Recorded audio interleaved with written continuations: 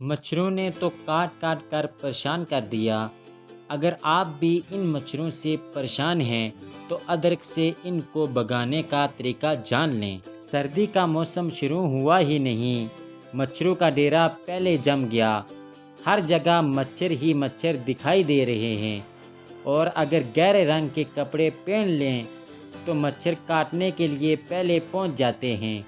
रात को अगर बिना ग्लोव जलाए सो जाएं तो सुबह तक कई मच्छर जिस्म पर काटने की वारदात करके जा चुके होते हैं। गर्मी के एंड में तो वैसे भी मच्छरों की बारात आई हुई है। इन्हें भगाने के लिए आज हम आपको बता रहे हैं अदरक का बेहतरीन और करामद नुस्खा।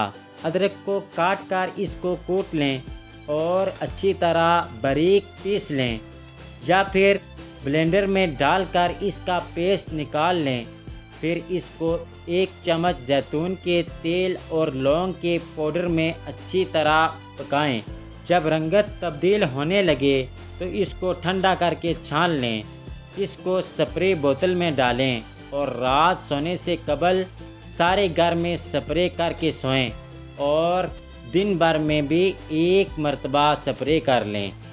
अदरक एक एंटीबायोटिक और बैक्टीरियल अज्जा का मजमुआ है। ये मच्छरों को भगाने और इनके काटने के बाद होने वाली खारिश से भी निजात का ज़रिया बनता है।